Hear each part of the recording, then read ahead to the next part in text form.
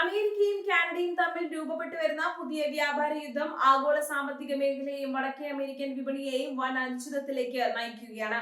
American president Donald ട്രംപും Canada പ്രധാനമന്ത്രി mark കാർണിയും തമ്മിൽ യുണൈറ്റഡ് സ്റ്റേറ്റ്സ് മെക്സിക്കോ കാനഡ കരാറിന്റെ ഭാവിയെ ചൊല്ലി പരസ്യമായ തർക്കത്തിലാണ്. വടക്കേ അമേരിക്കൻ രാജ്യങ്ങൾ തമ്മിലുള്ള സഖ്യത്തിൽ വലിയ വിള്ളലുകൾ വീഴ്ത്തുന്നതാണ് ഇപ്പോഴത്തെ സംഭവ വികാസങ്ങൾ.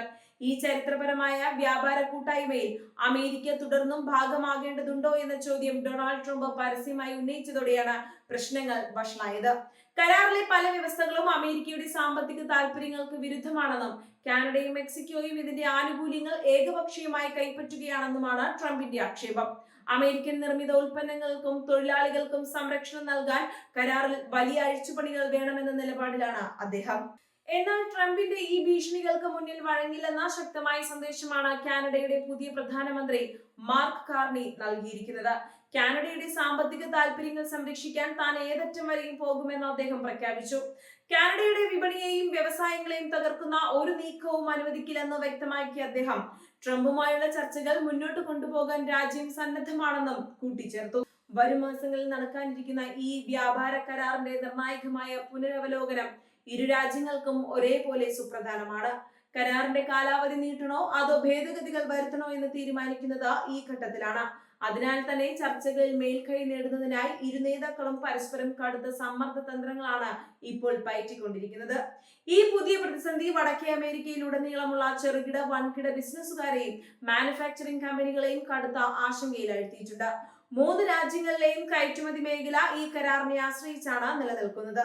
അതിർത്തികൾ കടന്നുള്ള നികുതിരഹിത വ്യാപാരം പെട്ടെന്ന് നിർത്തലാക്കപ്പെടുകയോ പുതിയ നിയന്ത്രണങ്ങൾ വരികയോ ചെയ്താൽ അത് വൻ സാമ്പത്തിക ബാധ്യത വരുത്തിവെക്കുമെന്ന് വ്യാപാരികൾ ഭയപ്പെടുന്നു.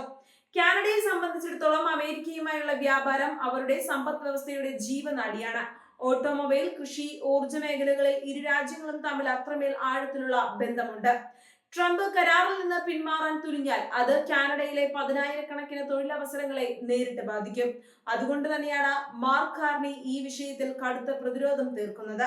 അമേരിക്കയുടെ ഭാഗത്തു നിന്ന് നോക്കുമ്പോൾ ട്രംപ് ഉയർത്തുന്ന കടുത്ത നിലപാടുകൾ അദ്ദേഹത്തിന്റെ വോട്ട് ബാങ്ക് രാഷ്ട്രീയത്തിന്റെ ഭാഗം കൂടിയാണ്.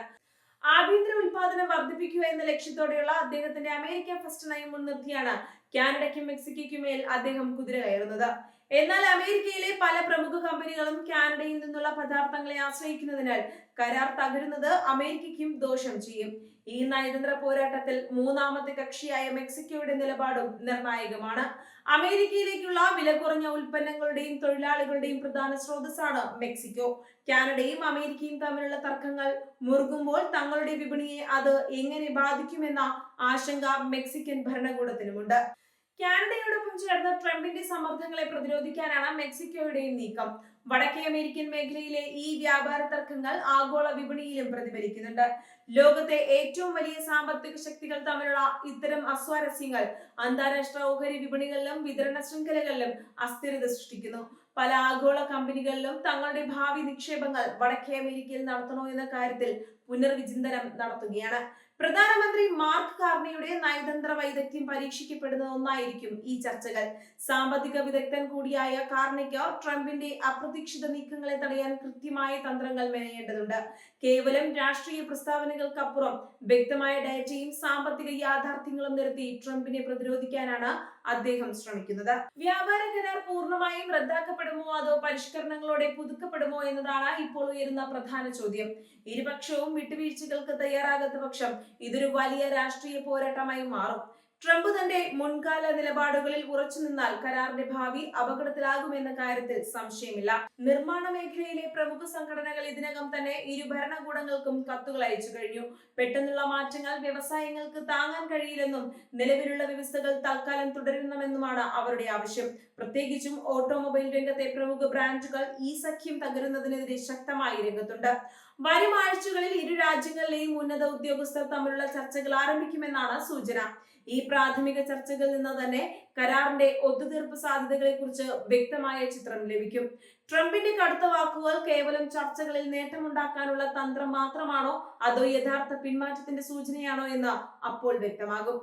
വടക്കേ അമേരിക്കൻ രാജ്യങ്ങൾക്കിടയിൽ വർഷങ്ങളായി നിലനിൽക്കുന്ന സൗഹൃദ അന്തരീക്ഷത്തിന് ഈ തർക്കം മങ്ങലേൽപ്പിച്ചിട്ടുണ്ട്. സാമ്പത്തിക സഖ്യങ്ങൾക്കപ്പുറം പ്രതിരോധം, സുരക്ഷാ മേഖലകളിലും ഇരു രാജ്യങ്ങളും തമ്മിൽ സഹകരിക്കുന്നുണ്ട്. അതിനാൽ ഈ വ്യാപാര തർക്കം മറ്റു ഉഭയകക്ഷി ബന്ധങ്ങളിലേക്ക് പടരാതിരിക്കാൻ ഇരുപക്ഷവും ശ്രദ്ധിക്കേണ്ടതുണ്ട്.